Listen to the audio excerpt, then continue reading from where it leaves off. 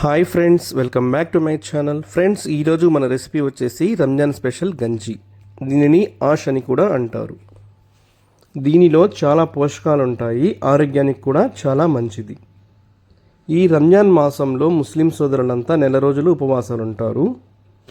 ఉపవాసం రోజంతా ఉండి సాయంత్రం ఉపవాసం ముగిసిన తర్వాత ఇఫ్తార్ టైంలో ఈ ఆష్ అయితే తీసుకుంటారు. ఇంకెందుకు ఆలస్యం, ప్రాసెస్లోకి వెళ్ళిపోదాం మా ఫ్రెండ్స్.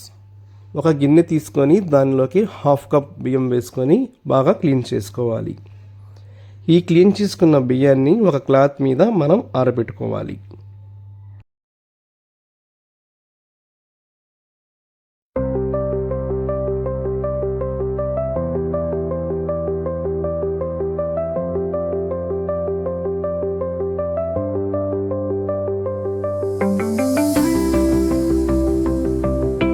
తర్వాత ఆ మిక్సీ జార్ తీసుకొని దాంట్లోకి బియ్యం వేసుకొని గ్రైండ్ చేసుకోవాలి. మెత్తగా చేసుకోకూడదు, బరకగా మనం గ్రైండ్ చేసుకోవాలి.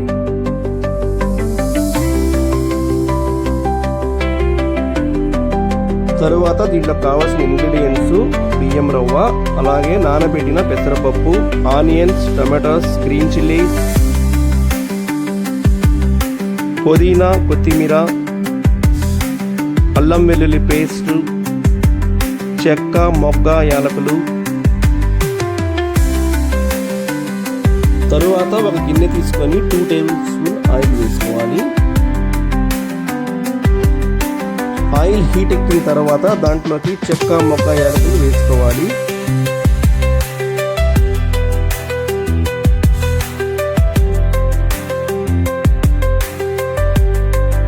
తర్వాత దాంట్లోకి ఆనియన్స్ వేసుకొని బాగా వేగనివ్వాలి.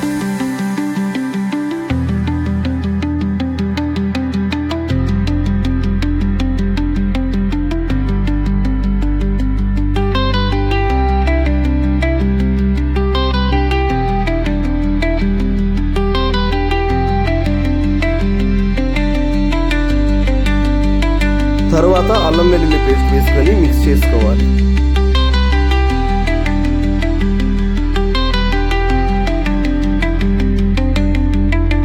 తరువాత టమాటాలు, గ్రీన్ చిల్లీస్ వేసుకొని మిక్స్ చేసుకోవాలి.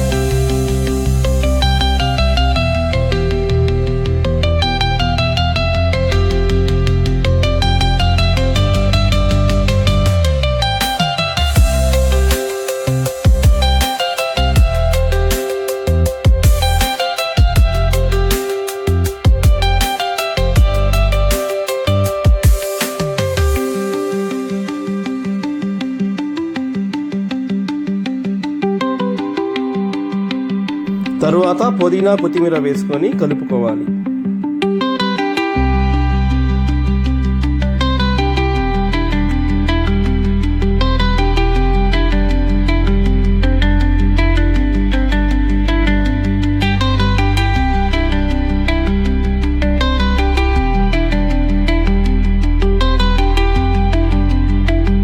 తరువాత దానిలోకి ధనియాల పొడి వేసుకొని మిక్స్ చేసుకోవాలి.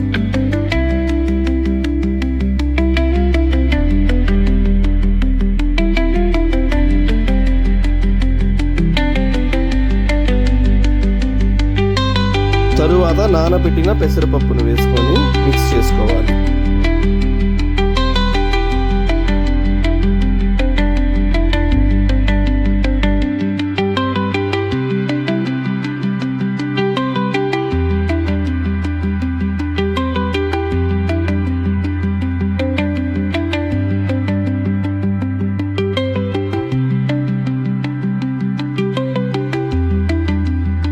తరువాత దాంట్లోకి వాటర్ వేసుకోవాలి.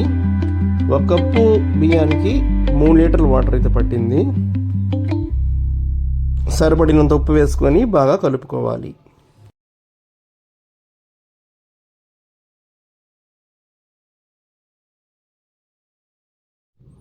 చూడండి, ఇలా బియ్యము, ఆ పెసరపప్పు ఇలా బాగా ఉడికించుకోవాలి. తరువాత మనం బియ్యం రవ్వని ఇలా వేసుకుంటూ గెరటితో కలుపుకుంటూ ఉండాలి. ఎందుకంటే బియ్యం రవ్వని మొత్తం ఒకేసారి వేసేస్తే ఉండలుగా వచ్చేస్తాయి. అందుకని ఒక పక్క బియ్యం రవ్వ వేసుకుంటూ అలా కలుపుకుంటూ ఉండాలి. ఈ విధంగా చేసుకోండి ఫ్రెండ్స్, చాలా టేస్టీగా ఉంటుంది. అంత చిక్కగా రాకూడదు, అంత పలచగా రాకూడదు, మీడియంగా రావాలి. చూడండి, బియ్యం పెసరపప్పు అయితే బాగా ఉడికిపోయింది.